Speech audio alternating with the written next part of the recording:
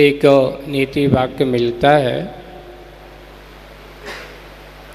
उसमें लिखा है जन्मते जायते शूद्रः संस्कारो द्विजो भवेत्। मनुष्य की दशा जन्म से सो यह कैसा होता है, इसका आचरण अज्ञान दशा शूद्र के समान है, ऐसा लिखा है। क्यों? क्योंकि ये नादान होता है, अज्ञान होता है। उस समय इसको परिज्ञान नहीं होता, क्या खाने योग्य है क्या खाने योग्य नहीं है। तो उन्होंने लिखा जन्म के साथ, जन्म से तो यह शूद्र के समान है, लेकिन संस्कारो द्विजो भवेत्। संस्कार से यह ब्राह्मण जैसा हो जाता है, संस्कार से यह श्रावक बन जाता है, संस्कार से यह साधु बन जाता है, संस्कार से यह अच्छा सद्व्रत सद्गृहस्थ भी बन जाता है। इसलिए जन्म से संस्कार नहीं आते, संस्कार तो बाहर सीखे जाते हैं अपने आचरण के माध्यम से और ऐसे संस्कार आदि की क्रियाओं के माध्यम से, जिससे कि यह अपने जीवन को एक नई दिशा दे सके, एक नया जीवन लेकर के अपना आचरण वैसा बना सके। इसलिए संस्कारों का महत्व बहुत बहुत जरूरी है। आज संसार तो सबके पास है, पर संस्कार सबके पास हो ऐसा कोई जरूरी नहीं है। क्यों? कि जितने भी आत्माएं हैं सारे संसार में परिभ्रमण कर रहे हैं, जब तक इसको मोक्ष सुख की प्राप्ति नहीं होगी तब तक इसके संसार से मुक्ति भी मिलने वाली नहीं है। चार गति रूप संसार जहाँ पर यह भटक रहा है, यह भ्रमण कर रहा है जीवात्मा, इस जीवात्मा को इस संसार की भ्रमणा को रोकना हो तो उसके लिए हमारे आचार्यों ने कहा है कि इसके अच्छे कार्य अच्छे संस्कार ही इसको संसार की परिभ्रमणा से उसको निकाल सकते हैं। इसी भावनाओं को लेकर के 53 क्रियाएं जो जिनका वर्णन अभी अपन कर रहे हैं, और ये जन्म से लेकर के निर्वाण तक की क्रियाएं हैं।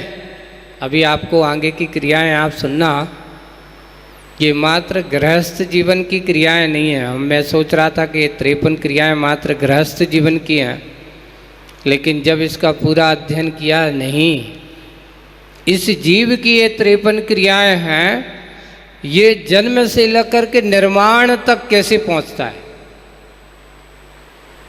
मोक्ष सुख तक कैसे पहुंचता है, इसकी मोक्ष की प्राप्ति कैसे हो। जीवन जन्म से शुरुआत होती है, लेकिन जीवन का अंतिम लक्ष्य निर्वाण होना चाहिए, निर्वाह नहीं। देखो, जीवन का निर्वाह है, जीवन का निर्माण है और जीवन का निर्वाण है। 3 चीज़ें, निर्वाह, निर्माण और निर्वाण है। वाह और माँ में बहुत अंतर है ना। जीवन का निर्वाह किससे हो सकता है? बाहरी साधनों से।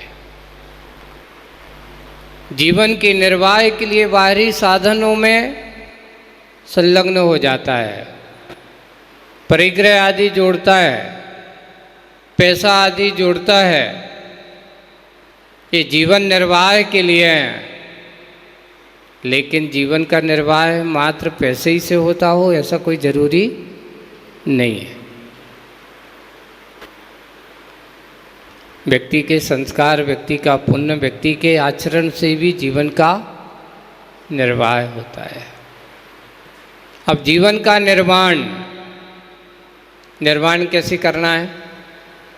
तो उन्होंने कहा है कि दो ही रास्ते हैं, या तो गृहस्थ जीवन है या फिर मोक्ष मार्ग का जीवन है, मोक्ष मार्गी का जीवन है, मुनि का मार्ग है, त्याग का मार्ग है। यही है। इन दोनों मार्गों को अपनाता हुआ तो गृहस्थ मार्ग जो है वो कैसा है? जोड़ने वाला है। लेकिन मोक्ष मार्ग कैसा है? जोड़ने वाला नहीं। कैसा है? छोड़ने वाला है। जो छोड़ते चले वो मोक्ष मार्गी है, जो जोड़ते चले वो संसार मार्गी है। अब अंतर इतना है कि जोड़ने में ज़्यादा आनंद आता है कि छोड़ने में आता है? क्यों मनोहर लाल जी, जोड़ने में आनंद ज़्यादा आता है कि छोड़ने में? हाँ, संसारियों को जोड़ने, ये सही आंसर है। संसारियों को जोड़ने में आता है और मोक्षमार्गियों को छोड़ने में आता है। क्यों? संसारी आत्मा कहते जितना आनंद हो, आनंद हो, आनंद हो, वेलकम ज़्यादा होता है, जाने की बात नहीं। जाता है तो आदमी के प्राण कैसे होने लगते? बताओ, घाटा हो रहा है। एक बार और है, प्रायकर साइकोलॉजी लोगों की क्या होती है? आप लोगों की साइकोलॉजी ये है कि व्यक्ति व्यापार करता है और व्यापार में अच्छा लाभ, अगर 2-4 साल लाभ चल रहा हो तो कहते हैं बहुत अच्छा है, बहुत अच्छा है, आनंद। उसको याद नहीं करेगा, आनंद आनंद। और 1 साल अगर घाटा लग जाए तो 10 साल तक चिल्लाता, भैया बहुत घाटा लग गया। ये नहीं कहा कि पिछले साल का बहुत अच्छा चला, 10 साल तक बहुत अच्छा। अगर 1 साल खराब हो गया, घाटा लग गया, तो वो कितने साल तक? भैया उस साल का घाटा पूरा करना है।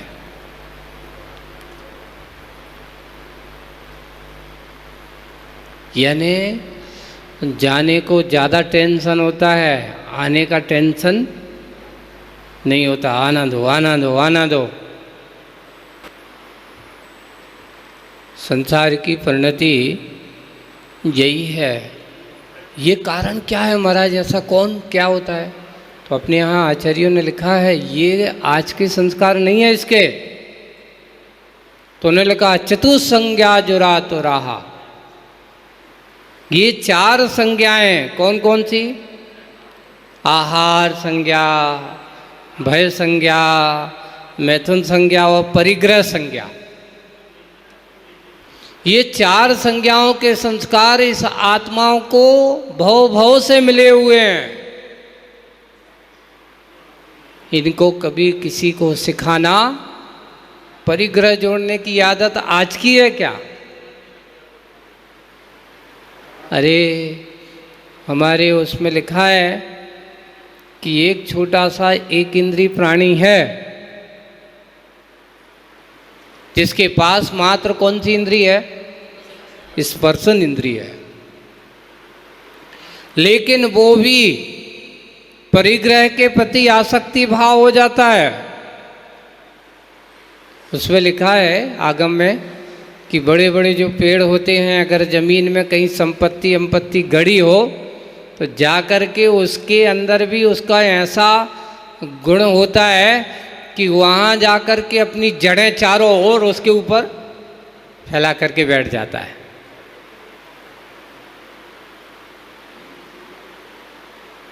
लिखा है ऐसा, उसके अंदर भी ऐसे भाव हो जाते हैं।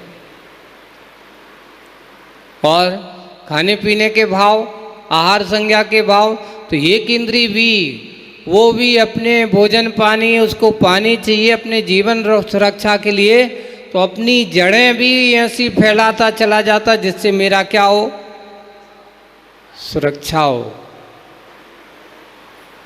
वे अपनी जड़ों के माध्यम से वह पानी को खींचता रहता है, उसको भी डर लगता है। ऐसी संज्ञाओं वाले जीव हैं, आज से नहीं, अनादिकालीन है ये संस्कार तुम्हारे एक दिन के।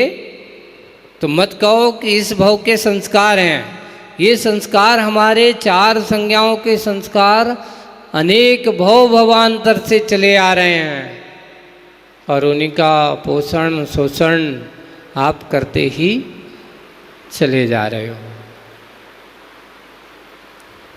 इसलिए इन संज्ञाओं से परे होकर के कुछ संस्कार है। इसलिए आज का जो सूत्र है, जन्मते जायता शूद्रः संस्कारो द्विजो भवेत्। संस्कार के माध्यम से इसके अंदर वो आत्मसत्ता, उसके अंदर के आत्म स्वभाव की बात का ज्ञान हो जाता है। ब्रह्म स्वरूप का द्विज का अर्थ क्या है? ब्राह्मण। ब्रह्म कौन?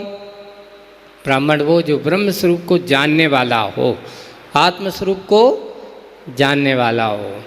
तो इसलिए ये संस्कार की क्रियाओं को कल यहाँ वर्णन कहाँ तक किया था? उपनीत की संस्कार की क्रिया। कल 14 क्रियाओं का वर्णन किया था।